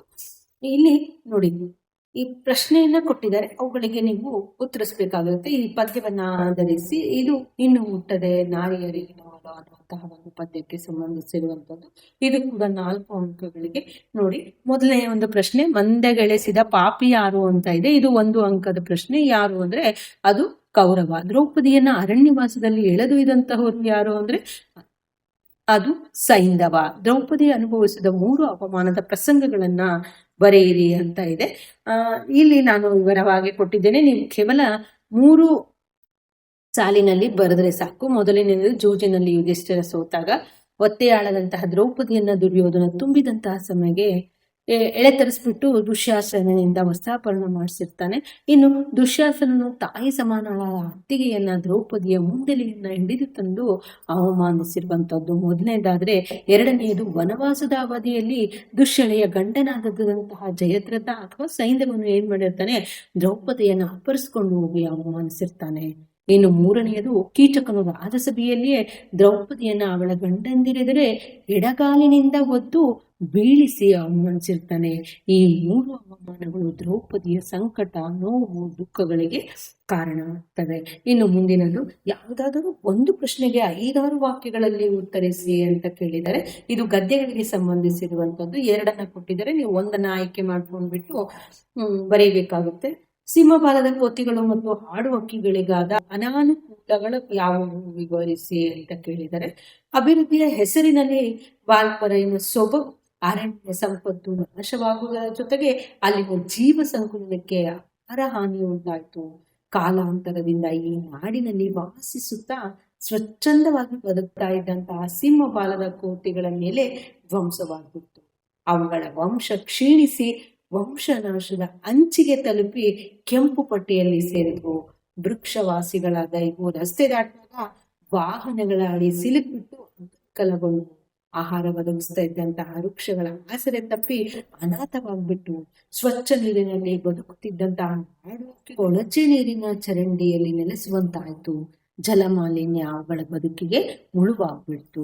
ಇನ್ನು ದಣಿಗಳ ಬೆಳ್ಳಿ ಲೋಟ ಅನ್ನುವಂತಹ ಒಂದು ಗದ್ಯಕ್ಕೆ ಸಂಬಂಧಿಸಿರುವಂತದ್ದು. ದಣಿ ಹಾಗೂ ಹೊಳೆಯ ನಡುವಿನ ಸಮರವನ್ನ ಚಿತ್ರಿಸಿ ಅಂತ ಕೇಳಿದರೆ, ಈ ಹೊಳೆ ಆಡಿದ್ದೇ ಆಟ, ಊಡಿದ್ದೇ ಊಟ, ಮಳೆಗಾಲ ಬಂದ್ರೆ ಸಾಕು ಈ ಬಿಕ್ನಾಸಿ ಹೊಳೆ ಊಡಿ ತನ್ನ ಸೆರಗನ್ನ ಹಾಸ್ಬಿಡ್ತದೆ. ಎಷ್ಟಗಲ ಸೆರಗು ಹಾಸಿದ್ರು ಇನ್ನಷ್ಟು ದೂರ ಹಾಸ್ಬೇಕು ಎಂಬ ಚಟ ಇದಕ್ಕೆ ಅಂತ ಹೇಳ್ಬಿಟ್ಟು ದಣಿಗಳು ಹೊಳೆಯನ್ನು ಮುಗಿಲಿಸ್ತಾ ಇದ್ರು. ಹೊಳೆಗೂ ಏನಾದ್ರೂ ಬರ್ತಾ ಇದ್ದಿದ್ರೆ ಎಲ್ಲವೂ ವೆಂಕಪ್ಪಯ್ಯ ಸುತ್ತ 4 ಊರಲ್ಲಿರುವ ಯಾವನೇ ಶಾನ್ಭಾಗ ಉಗ್ರಾಣಿಯನ್ನಾದರೂ ಕರೆತಂದು ನನ್ನೆದುರು ಸರಪಳಿ ಇಳಿಸು, ಅವೆಲ್ಲವೂ ನನ್ನದಲ್ಲದಿದ್ರೆ ಕೇಳುವಂತೆ ಎನ್ನುವಂತೆ ಬರೀ ಕ್ರಿಯೆಯಲ್ಲಿ ತನ್ನ ವ್ಯಾಪ್ತಿ, ತನ್ನ ಪರಿಹಾರ, ತನ್ನ ಬಲ ಎಷ್ಟೆಂದು ದಣಿಗೆ ಮನವರಿಕೆ ಮಾಡ್ತಾ ಇತ್ತು. ದಣಿಗಳು ಪ್ರತಿ ವರ್ಷವೂ ಕೂಡ ಹೊಳೆ ಸೆರಗುವ ಕಾಲಕ್ಕೆ ನದಿಯ ಸೆರಗನ್ನ ಅಲ್ಲಾಗೆ ದೂಡುವಂತೆ ಪಾದೆಕಲ್ಲು, ಮುರುಕಲ್ಲಿನ ಗಟ್ಟಿ, ಅಡಿ ಪಂಚಾಂಗ ಹಾಕ್ಸಿ ನದಿಯ ಸೆರಗಿಗೂ ತೋಟಕ್ಕೂ ನಡುವೆ ದರೆ ಎಪ್ಸಿ ಎತ್ತರಿಸ್ತಾ ಇದ್ವು. ಈ ವರ್ಷ ಹೊಳೆಯ ಮೈಯಿಂದ ತೋಟವನ್ನ 4 ಅಡಿ ಎತ್ತರಿಸಿದ್ರೆ ಮುಂದಿನ ವರ್ಷ 5 ಅಡಿ ಎತ್ತರ ಮಾಡ್ತಾ ಇದ್ವು. ಬೇಸಿಗೆಯಲ್ಲಿ ನಿತ್ರಾಣ ಸ್ಥಿತಿಯಲ್ಲಿರುವಂತಹ ನದಿ ದಣಿಯ ಈ ಕೃತ್ಯವನ್ನ ಕಂಡು ಕಾಣ್ತಾ ಇದ್ದು ಗದ್ದೆಯಲ್ಲಿ ಬಿತ್ತುವುದನ್ನ ಅರಳ ದಿನ್ನಿ ಮೇಲೆ ಬಿತ್ತಿದೆಯಲ್ಲವ ಮಾರ ಅಂತ ಹೇಳ್ಬಿಟ್ಟು ಮನಸ್ಸಿನಲ್ಲಿ ನಗ್ತಾ ಆ ಧರೆಯನ್ನ ಕೆಡವಲು ಮುಂಚಾಗ್ತಾ ಇತ್ತು. ಮಳೆಗಾಲ ಕಾಲಿಟ್ಟು ಅಡ್ಡಿ ತಿಂಗಳನ್ನು ಅಲ್ಕು ಜಡಿ ಮಳೆ ಹೊಡೆದ್ರೆ ಸಾಕು, ದಣಿಗಳು ಕಟ್ಟಿದ ಧರೆಯನ್ನ ಬುಡದಿಂದಲೇ ಲಯ ಮಾಡಿ ದಣಿಗಳ ತೋಟದೊಳಗೆ ನುಗ್ಗಿ ಅದನ್ನಿಡೀ ಕಡಲು ಮಾಡಿ ಸೇಡು ತೀರಿಸ್ಕೊಳ್ತಾ ಇತ್ತು. ಇನ್ನು ಮುಂದಿನದು, ಒಂದು ಪ್ರಶ್ನೆಗೆ ಮಾತ್ರ ಉತ್ತರಿಸಬೇಕಾಗುತ್ತೆ. ಇಲ್ಲಿಯೂ ಕೂಡ 2 ಪ್ರಶ್ನೆಯನ್ನು ಕೊಟ್ಟಿದ್ದಾರೆ. ಅಂದ್ರೆ ಇದು ದೀರ್ಘ ಗದ್ಯಕ್ಕೆ ಸಂಬಂಧಿಸಿರುವಂತದ್ದು. 43ನೆಯ ಪ್ರಶ್ನೆ, ನಿದ್ರೆ ಮೊಬ್ಬರನಿಂದ ಡ್ರೈವರ್ ಪರಧಾಮಕ್ಕೆ ಹೋದ ಸಂದರ್ಭವನ್ನ ವಿವರಿಸಿ ಅಂತ ಕೇಳಿದ್ದಾರೆ. ಉತ್ತರ, ಸಾಮಿಲಿನ ಒಳಗೆ ಲಾರಿ ನಿಂತಿದ್ದು ಕ್ಲೀನರ್ ನಾಯರ್ ಹೋಟೆಲಿನಲ್ಲಿ ಚಾ ಕುಡಿದು ಹೋಗಿದ್ದ. ಡ್ರೈವರ್ ಒಬ್ನೇ ಮಂಪರನಲ್ಲಿ ತೂಗುಡಿಸ ಸ್ಟಿಯರಿಂಗ್ ಮೇಲೆ ತಲೆ ವಾಲಿಸ್ಕೊಂಡು ಅರನಿದ್ದೆಯಲ್ಲಿದ್ದ. ಶರಾಬಿನ ನಿಷೇಧನಿದ್ದ ವೇಲಾಯುಧನಿಗೆ ಲಾರಿಗೂ ನಾಟಗಳಿಗೂ ಹಾಗ ಬಿಗಿದು ಕಟ್ಟಿದ್ದನ್ನ ಬಿಚ್ಚಬೇಕು ಅಂತ ಮರ್ತೋಯ್ತು. ಹಿಂದೆ ಮುಂದೆ ನೋಡದೆ ಆನೆಗೆ ಲಾರಿಯ ಮೇಲೆ ದಿಮ್ಮುಗಳು ತಲುಪಿಸಲು ಹೇಳಿದ. ಲಾರಿಗೆ ನಾಟಗಳಿಂದ ಬಿಗಿದು ಕಟ್ಟಿದ್ದರಿಂದ ನಾಟ ಉಳದೆ ಲಾರಿಯೇ ಉತ್ಕಟವಾಗಿ ಕ್ಯಾಬಿನ್ನಲ್ಲಿ ಇಟ್ಟಿದ್ದಂತಹ ಮಣೆಮಾಡದ ಲಾರಿಯ ದೊಪ್ಪನೆ ಡ್ರೈವರ್ನ ಬುರುಡಿಯ ಮೇಲೆ ಬಿದ್ದ ಹೊಡೆತಕ್ಕೆ ಅವನ ತಲೆ ಜಜ್ಜಿ ಕಿಮಕ್ಕೆಂದೆ ಅನ್ನುವಂತೆ ಹೋದ. ಇನ್ನು ಮುಂದಿನ ಒಂದು ಪ್ರಶ್ನೆ, ವೇಲಾಯುಧನ ಹೆಂಡತಿಗೆ ಆನೆಯ ಬಗ್ಗೆ ಸವತಿ ಮಾತ್ಸರ್ಯ ಮೂಡಲು ಕಾರಣವೇನು ಅಂತ ಇದೆ. ಅದು ಹೆಣ್ಣಾನೆ ಆಗಿತ್ತು. ಅದಕ್ಕೆ ಸದರ ಕೊಟ್ರೆ ಏನ್ ಬೇಕಾದ್ರೂ ಮಾಡ್ತದೆ ಎಂಬುದು ಅವಳ ಅದು ಹೆಣ್ಣಾನೆಯಾದ್ರಿಂದಲೂ ಮತ್ತು ಅದನ್ನು ಕರ್ಕೊಂಡು ಹಗಲು ರಾತ್ರಿ ಎಂದೇ ವೇಲಾಯುಧ ಕೆಲಸಕ್ಕೆ ಹೋಗ್ಬೇಕಾದ್ರಿಂದಲೂ ಅವಳಿಗೆ ಒಂದು ರೀತಿಯ ವಿಚಿತ್ರವಾದಂತಹ ಮಾತ್ಸರ್ಯ ಇತ್ತು.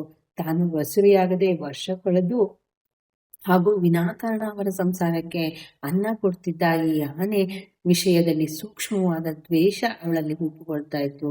ಕಾರೋ ಲಾರಿಯೋ ಯಾವುದನ್ನೇ ಆಗ್ಲಿ ಗಂಡಸರು ಹಚ್ಕೊಂಡ್ರೆ ಕೆಲವು ಹೆಂಗಸರಿಗೆ ಸಿಟ್ಟು ಬರ್ತದೆ.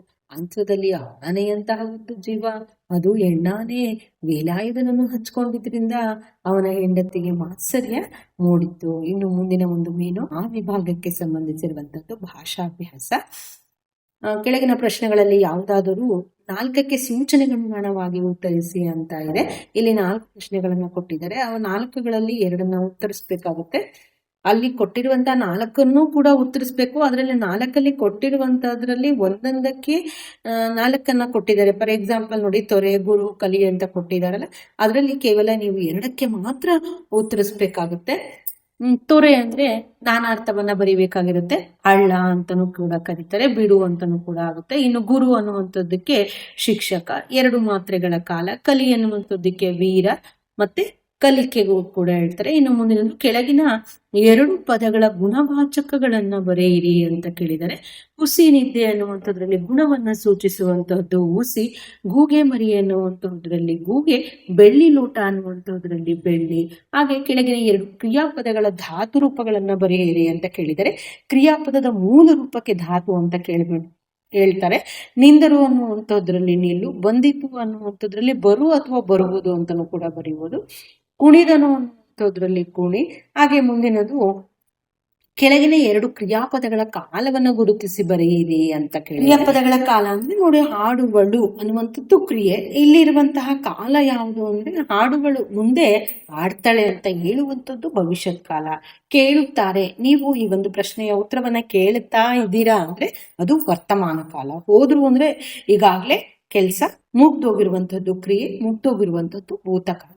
ನೋಡಿ ಮುಂದಿನದು, ಕೆಳಗಿನ 2 ಪದಗಳ ವಿಭಕ್ತಿ ಪ್ರತ್ಯಯಗಳನ್ನ ಬರೆಯಿರಿ ಅಂತ ಕೇಳಿದರೆ, ದರೆ, ಧುರ, ದೋಡ್ ಅಂತ ಇದೆ. ಓಲ್ಡ್ ಅನ್ನುವಂಥದ್ದು ಹಳೆಗನ್ನಡ ವಿಭಕ್ತಿ ಪ್ರತ್ಯಯ, ಸಪ್ತಮಿ ವಿಭಕ್ತಿ ಪ್ರತ್ಯಯ. ಮನೆ, ಗೆ ಅನ್ನುವಂಥದ್ದು ಚತುರ್ಥಿ ವಿಭಕ್ತಿ ಪ್ರತ್ಯಯ.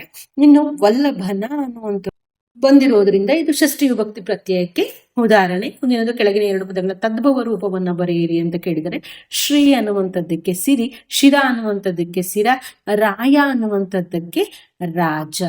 ಇನ್ನು ಮುಂದಿನದು, ಯಾವುದಾದರೂ ಒಂದು ವಿಷಯವನ್ನ ಕುರಿತು ಪ್ರಬಂಧವನ್ನ ಬರೆಯಿರಿ ಅಂತ ಕೇಳಿದರೆ, ನೋಡಿ ಇಲ್ಲಿ ಕೊಟ್ಟಿರುವಂತಹದ್ದು ಮತದಾನದ ಮಹತ್ವ ಮತ್ತು ಕ್ರೀಡೆ ಮತ್ತು ನಮ್ಮ ಆರೋಗ್ಯ ಅನ್ನುವಂಥದ್ದು. ಇವೆರಡವುಗಳಿಗೂ ಕೂಡ ನಾನು ವಿವರಣೆಯನ್ನ ಕೊಟ್ಟಿದ್ದೇನೆ, ಪ್ರಬಂಧವನ್ನ ಕೊಟ್ಟಿದ್ದೇನೆ. ನೀವು ಯಾವ್ದಾದ್ರು ಒಂದನ್ನು ಮಾತ್ರ ಆಯ್ಕೆ ಮಾಡ್ಕೊಂಡ್ಬಿಟ್ಟು ಬರಿಬೇಕಾಗುತ್ತೆ. ಹಾಗೆ ನಿಮ್ಗೆ ಹೆಚ್ಚಿನ ಪ್ರಬಂಧಗಳಿಗೆ ಬೇಕು ಅಂದ್ರೆ ನಾನು ಪ್ರಬಂಧಕ್ಕೆ ಸಂಬಂಧಿಸಿದಂತೆ ಸಪ್ರೇಟ್ ಆಗಿರುವಂತಹ ಒಂದು ವಿಡಿಯೋವನ್ನ ಮಾಡಿದ್ದೇನೆ. ನೀವು ನನ್ನ ಚಾನಲಲ್ಲಿ ಪ್ಲೇ ಲಿಸ್ಟ್ಗೆ ಹೋಗ್ಬಿಟ್ಟು ಕನ್ನಡದ ಒಂದು ಪ್ರಬಂಧ ಅಂತ ಇರುತ್ತಲ್ಲ, ಅದನ್ನ ನೀವು ರೆಫರ್ ಮಾಡಬಹುದು. ಹಾಗೆ ಮುಂದಿನದು, ಯಾವುದಾದ್ರು ಒಂದು ವಿಷಯವನ್ನ ಕುರಿತು ಪತ್ರವನ್ನ ಬರೆಯಿರಿ ಅಂತ ಇದೆ. ನಿಮ್ಗೆ ಯಾವಾಗಲೂ ಕೂಡ ಅಷ್ಟೇ, ಒಂದು ವೈಯಕ್ತಿಕ ಪತ್ರವನ್ನ ಕೊಟ್ಟಿರ್ತಾರೆ, ಒಂದು ವ್ಯವಹಾರಿಕ ಪತ್ರವನ್ನ ಕೊಟ್ಟಿರ್ತಾರೆ. ಅದರಲ್ಲಿ ಎರಡರಲ್ಲಿ ಯಾವುದನ್ನ ಒಂದನ್ನು ನೀವು ಆಯ್ಕೆ ಮಾಡ್ಕೊಂಡ್ಬಿಟ್ಟು ಬರೀಬೇಕಾಗುತ್ತೆ. ಇವುಗಳಿಗೂ ಕೂಡ ಅಷ್ಟೇ ಪತ್ರಲೇಖದ ಒಂದು ಸಪರೇಟ್ ಆಗಿರುವಂತಹ ವಿಡಿಯೋವನ್ನು ಕೂಡ ಮಾಡಿದ್ದೇನೆ. ಅದನ್ನ ನೀವು ಪ್ಲೇ ಲಿಸ್ಟ್ ನಲ್ಲಿ ಚೆಕ್ ಮಾಡಿಬಿಟ್ಟು ನೀವು ಆ ಒಂದು ಪತ್ರಲೇಖನ, ಪ್ರಬಂಧ ಹಾಗೂ ವ್ಯಾಕರಣಗಳಿಗೂ ಕೂಡ ಸಪರೇಟ್ ಆಗಿರುವಂತಹದ್ದು ವಿಡಿಯೋಗಳು ಇದೆ. ಫಾರ್ ಎಕ್ಸಾಂಪಲ್, ನಾನಾರ್ಥಕ ಪದಗಳು ಸಪರೇಟ್ ಆಗಿರುವಂತಹದ್ದು, ತತ್ಸಮ ತದ್ಭವಗಳು ಸಪರೇಟ್ ಆಗಿರುವಂತಹದ್ದು, ವಿಭಕ್ತಿ ಪ್ರತ್ಯಯಗಳು ಸಪರೇಟ್ ಆಗಿರುವಂತಹದ್ದು ಎಲ್ಲಾ ವಿಡಿಯೋಗಳು ಇದಾವೆ. ನೀವು ಅವುಗಳನ್ನ ರೆಫರ್ ಮಾಡಿಬಿಟ್ಟು ನೀವು ಒಂದು ವಾರ್ಷಿಕ ಪರೀಕ್ಷೆಯಲ್ಲಿ ಸುಲಭವಾಗಿ ಹೆಚ್ಚಿನ ಗಳಿಸ್ತೀರಿ ಅನ್ನುವಂಥದ್ದು ನನ್ನ ಒಂದು ಭಾವನೆ. ಮುಂದಿನ ಒಂದು ವಿಡಿಯೋದಲ್ಲಿ ನಿಮಗೆ ಮುಂದಿನ 2 ಮಾದರಿ ಪ್ರಶ್ನೆ ಪತ್ರಿಕೆಗಳು ಉಳಿದಿದೆಯಲ್ಲ, ಅವುಗಳನ್ನು ಕೂಡ ನಿಮ್ಗೆ ಕೊಡ್ತೇನೆ. ಅದರ ಸಂಪೂರ್ಣವಾದ ಉತ್ತರವನ್ನ ಕೂಡ ನೋಡೋಣಂತೆ. ಧನ್ಯವಾದಗಳು.